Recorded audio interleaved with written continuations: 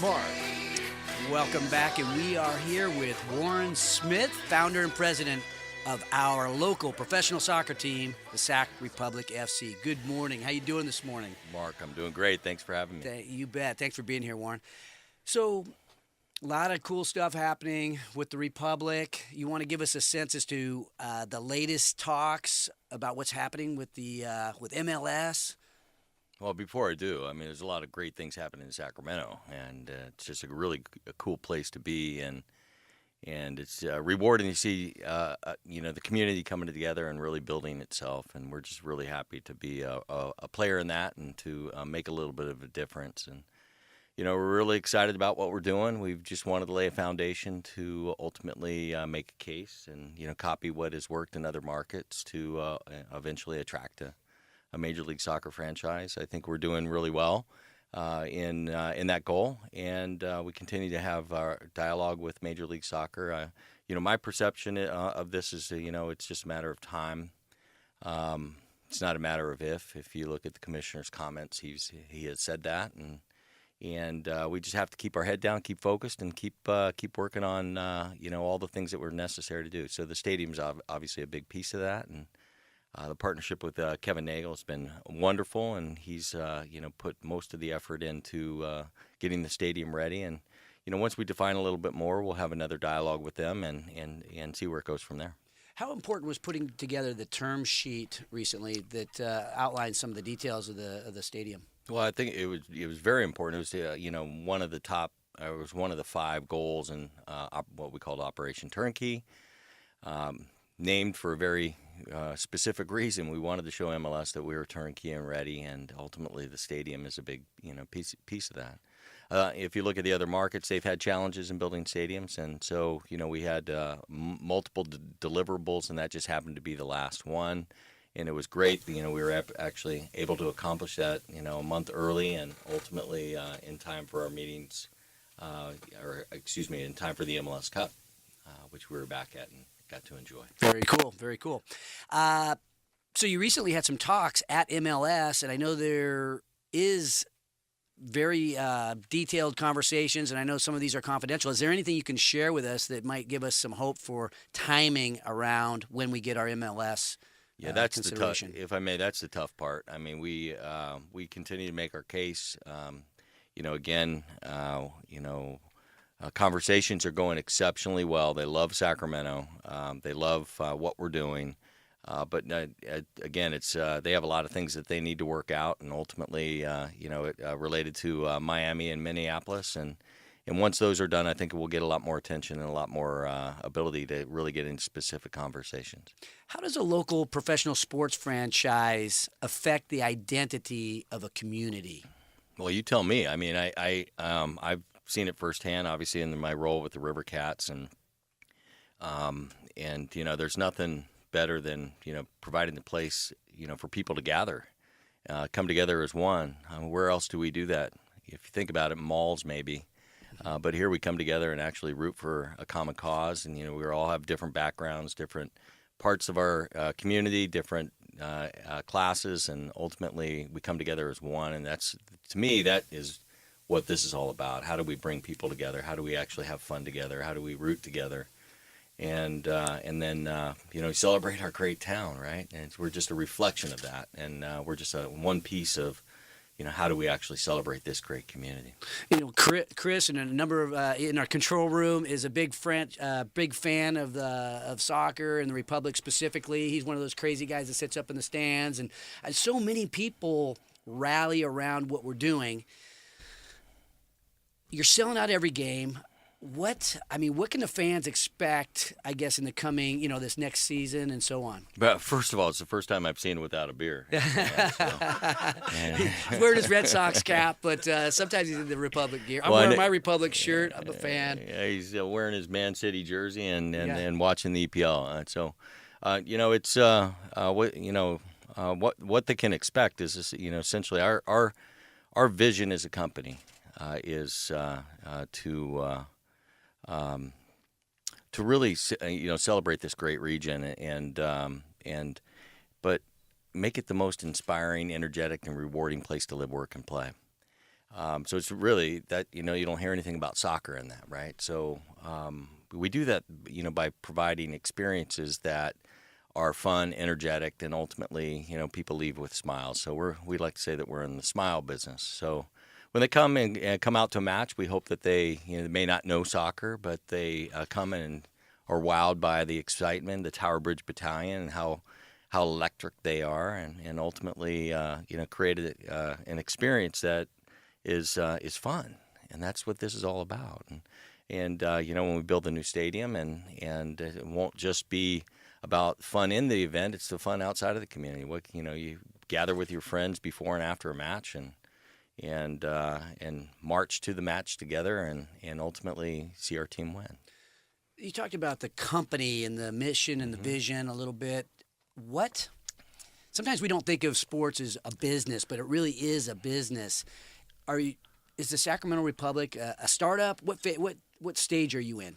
Oh, well, we're very much a startup. It was. If you've been to our office and you saw the look and the feel, and that's very out of design. We wanted to make sure that people felt that it's all inclusive. Number one, number two, that great vibe in your office, by the way. Great vibe. Well, I appreciate that. It was our goal in locating there, and the thing about soccer that's different than most other sports. I mean, this truly is.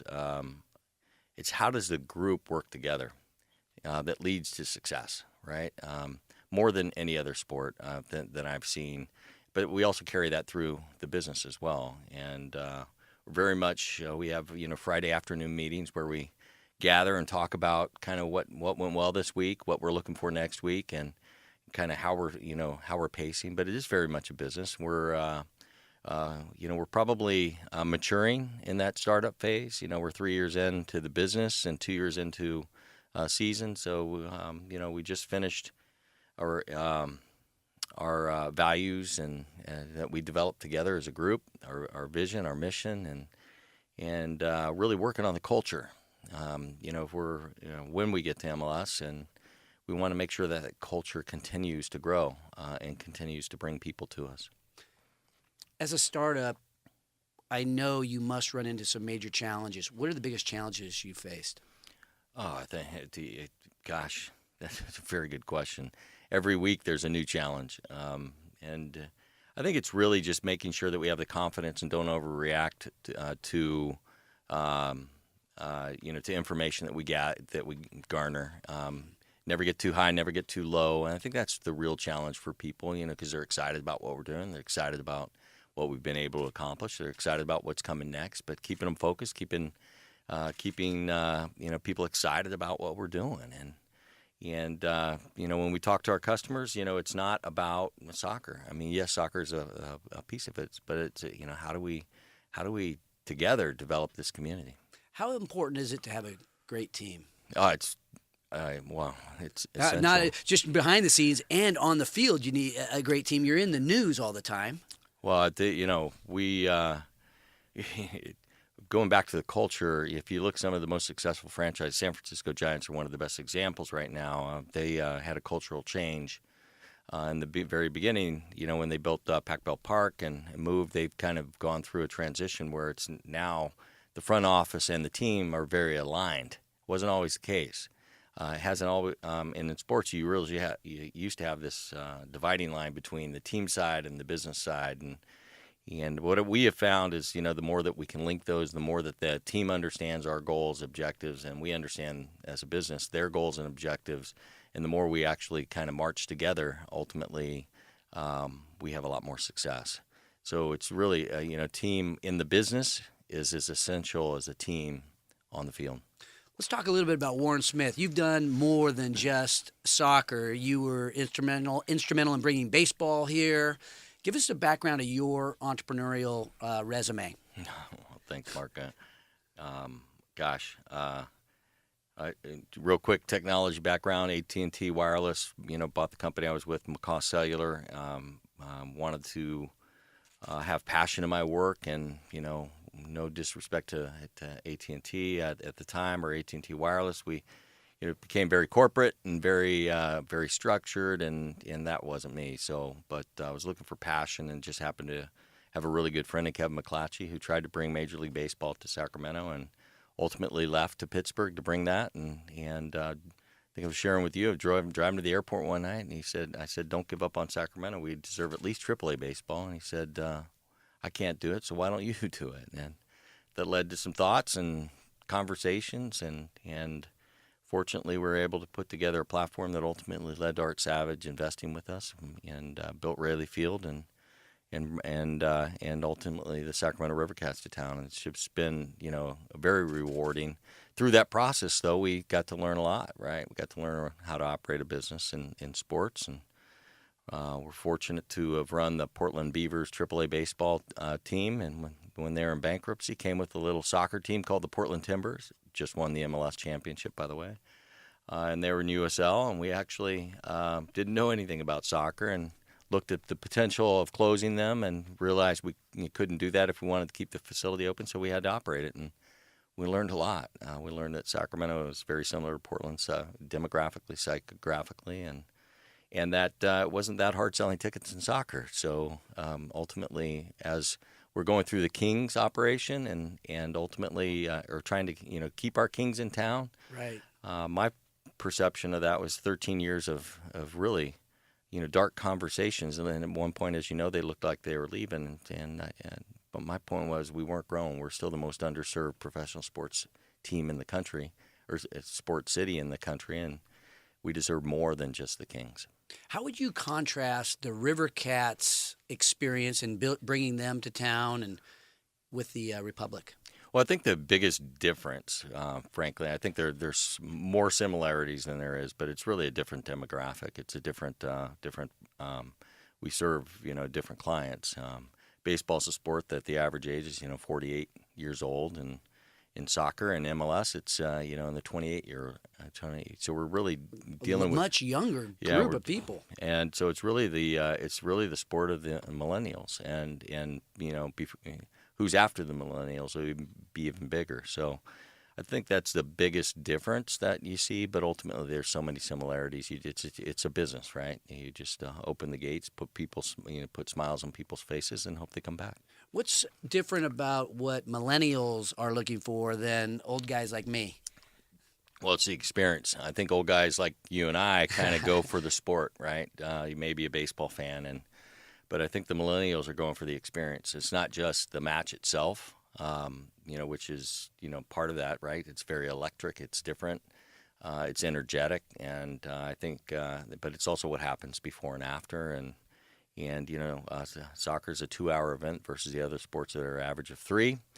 And when I used to get a babysitter, I wanted to be able to spend more time than 2 hours out, right? So usually the average is about 4.5 to 5 hours that people want to spend, and so that group, that millennials, really live for experience. As you know, they invest in not things, they invest in experiences. Travel, right. And they're not buying homes; they're renting, and it's just a very dynamic shift in kind of the way you and I were brought up. How did the demographics beyond the age? How did the other demographics in Sacramento help with the Republic? Well, I think one of the biggest dynamic shifts is this. We have world-class suburban locations here. And over the last, 30 years, we have really grown and provided, just great places to live. But during that time, we didn't necessarily have a downtown that was thriving. But now what you're seeing is a downtown and midtown that is truly, truly thriving. You see just a huge growth in restaurants. You see people moving into the city, and so there's this now desire to, especially with that millennial group, to live in that core, to participate in that core, and which plays right into soccer, right?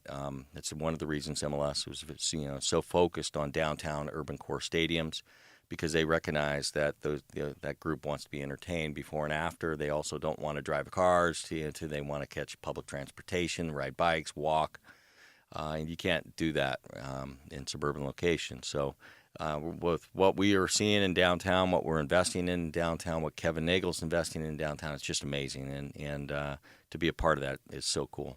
So right now, you guys are having no problem selling out, and people are driving with the kids to go from the suburban areas to come watch. So as Sacramento gets built out, that is just going to be wind at your back as all the development happens. You mentioned Kevin Nagel building stuff, and Sure. a lot of other developers.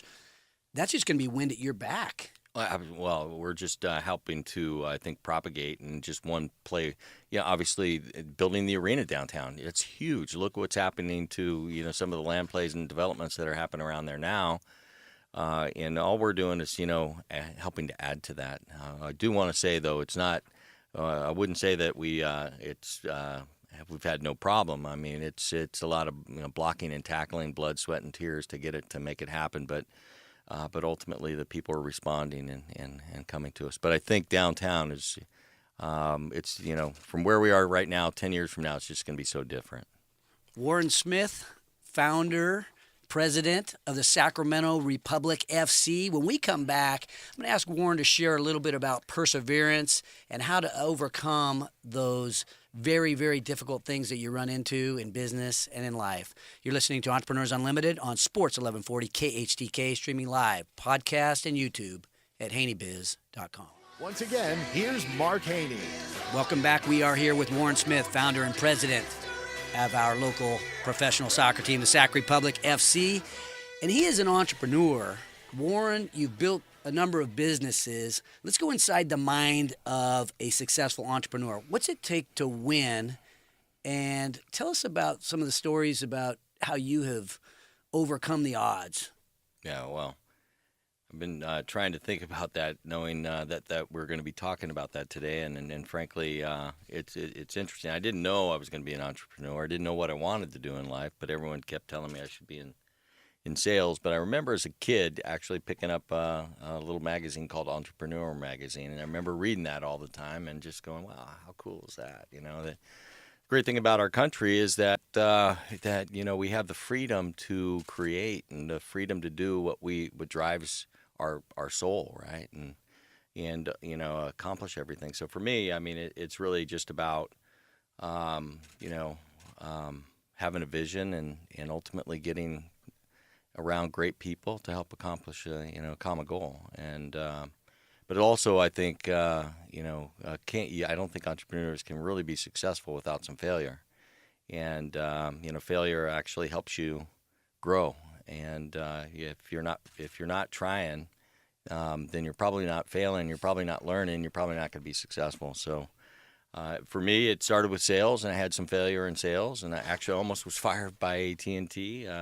Moved into major accounts and started swinging for trying to hit home runs. And I remember my boss telling me, Clyde Cashato, great man. He said, Warren, stop trying to, eat an elephant. Got to put some squirrels on the table. And he said, I need to eat too. So those home runs turned into base hits, it sounds like. But I ended up, doing really well and actually, hit a number of home runs there.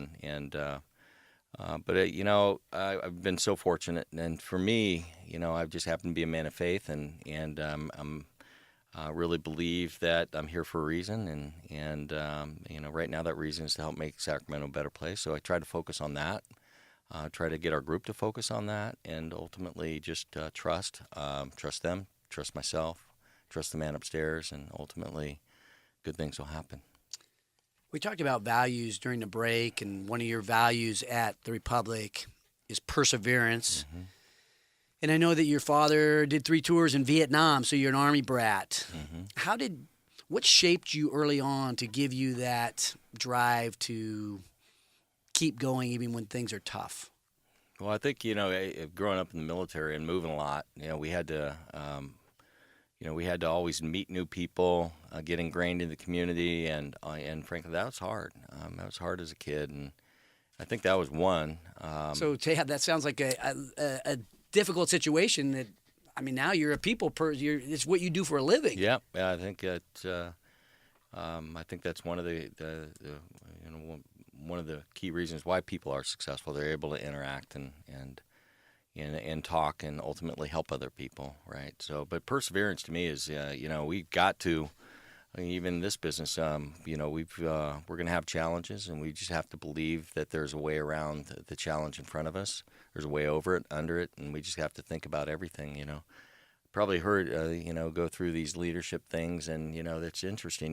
There was one that participated in where they drop a tennis. You have a group in the room. You have everyone in the room where everyone has to touch a tennis ball before it has to, you know, touch the ground. So you know, they drop it and somebody catches it, and they pass it around, and it takes, you know, 2.5, 3 minutes for it to go around the room. And they said, you know, the group, then the leader says, "Hey, that's not good enough. Think better.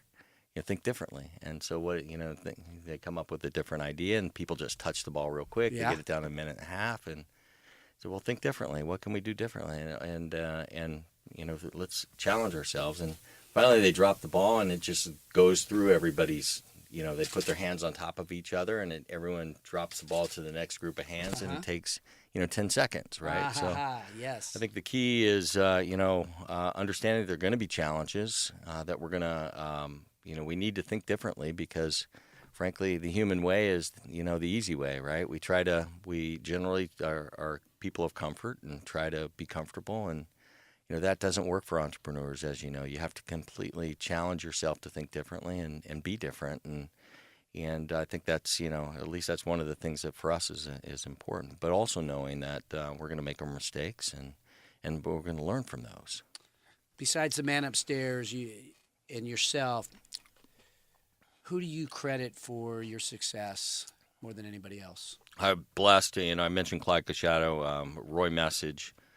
Both of my managers that I had at AT&T, met a gentleman, became very good friends with him, you know, who was, the, you know, former CEO of Raley's and became a mentor to me, Chuck Collins, and who we lost a couple years ago. But he, you know, when we were talking about, I negotiated with him on putting Raley's, you know, name on Raley Field, and we just developed a friendship. And he really taught me a lot about how to interact with people, but also to bring, you know, the Lord to our work and do in ways that actually are not offensive, but ultimately help people. And so I think, you know, having people that I've worked for as mentors, you know, another one, Bob Woods, who is still in our community, just great people who really helped me understand myself, understand also that you know, together as a group we can really accomplish great things. Thank you. We're talking here with Warren Smith. We're getting inside the mind of a very successful entrepreneur, a man that has brought multiple sports teams to our town. I just want to say thank you for the great work that you do in the community, Warren. It's a pleasure having you on the show. Great to know you, and I think we're all blessed to be able to have the opportunity to hear your story. I'm Mark Haney. Coming up in the show, you're going to hear the story of Jose Perez and how he built the Latino Journal. You're listening to Entrepreneurs Unlimited on Sports 1140 KHTK, streaming live, podcast, and YouTube at haneybiz.com. Once again, here's Mark Haney. So we've been discussing why some businesses make it, some businesses find a way to persevere, some businesses are still standing after difficult periods, and why some businesses are just businesses that we used to know, right? Businesses that have gone away. And I think the answer is kind of come out today. Perseverance. It's perseverance that has allowed these businesses to survive, to make it through the difficult times. But why? And I think we've decided that it's the people behind that perseverance, the entrepreneurs, the business people that have helped these companies to survive. But so many parts of our society these days are saying it's you need to depend on other people, right? There's a way of thinking that I think is beginning to permeate our society over these last several years, where perseverance is not as commonplace as it once was, where you're relying on other people to help you do the job, relying on the government to help you in a bailout type of situation, you know, where people just, it feels like sometimes people just haven't grown up yet, and they haven't decided to take winning into their own hands, take winning, as their own, to look in the mirror and go,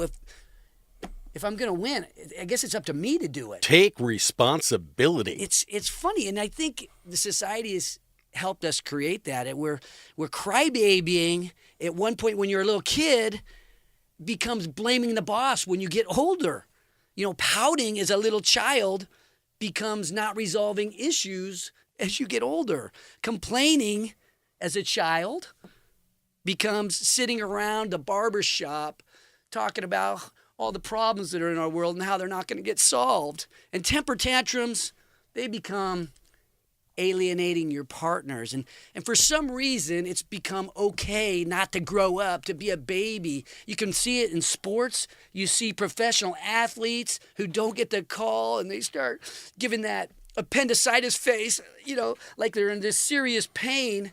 And it's just a call that didn't go their way. I'm not going to name any names, DeMarcus Cousins. But, there's some people that they blame other people when things aren't going their way. But I think when you find people who are going to build successful teams around them, they're going to rally the teams around them with a positive, go forward, can do, let's make it happen.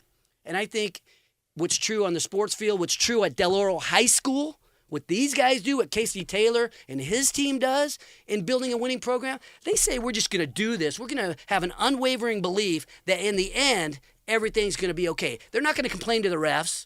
There's no one, as an entrepreneur, there is no one to blame. You have nobody to blame when you're an entrepreneur. You look around, if you haven't grown up yet, when you become an entrepreneur, you either grow up or you go out of business. You're Circuit City, you're Mervyn's. See you later. Sayonara. So as we go into this holiday season, I think back to how do we develop our discovery of perseverance? How do we become those guys that win? And I just have to think of role models are really the guys that help us to figure out who we're going to be. And I'm going to share a quick story about a role model, and it's a Christmas story about my mother and father and their story of a Christmas of perseverance. And we didn't have a lot of money as kids. And I remember one year I was 5. There's 4 kids, all under the age of 7 years old. And Christmas time was coming, and we were all so anxious for the big day when Santa Claus was going to come. And I remember that my dad was working in the entryway on these projects, and I didn't really know what he was working on. I said, "Mom, what's Dad working on?" And my mom would always say, "Mark, he's working on a labor of love." I'm like, I didn't know what that meant. So you keep working throughout the holiday period. "Mom, what's Dad working on? What's he doing?" "Don't worry, Mark, it's a labor of love." Well, we woke up Christmas morning, and it was the best Christmas we had ever had.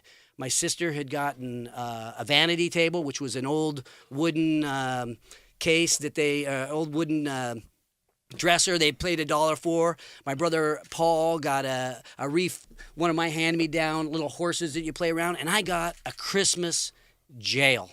Right? I got this cardboard jail. My dad was a TV repairman, worked at a TV appliance place, and he had brought home a big refrigerator box, and he had built this gigantic jail, and I got this little badge. My big gift was the jail and this little badge, and I was the sheriff, and I had my guns out, which happened to be my fingers. I got to arrest my brothers and sisters, and it was the best Christmas of our lives. It was one that we'll never remember, and it all cost less than $10 because they didn't have the money.